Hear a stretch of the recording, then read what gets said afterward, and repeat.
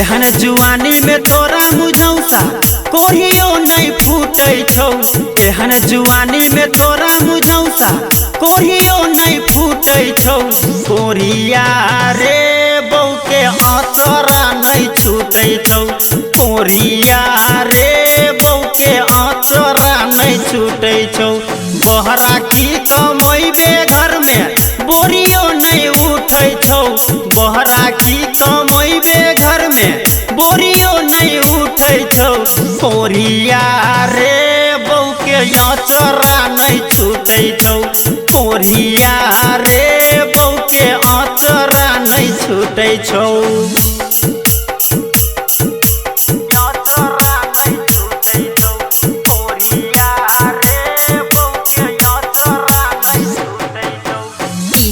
ओम शंकर परसा खरभिंडा।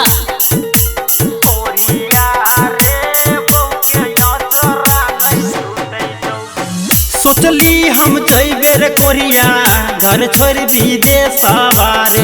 टूट गेल सपना हमर फटया करे जवारे।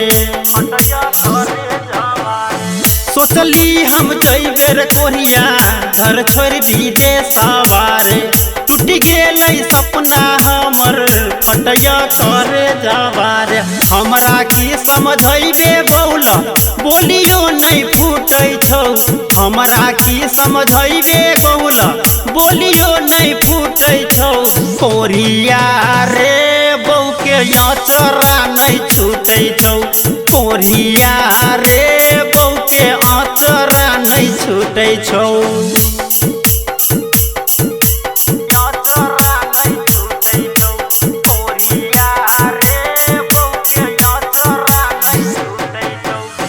ओम शंकर परसा खरभिंडा।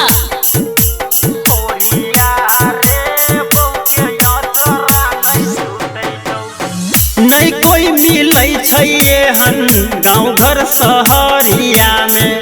पुत से कपूते रहती माया के नगरिया में।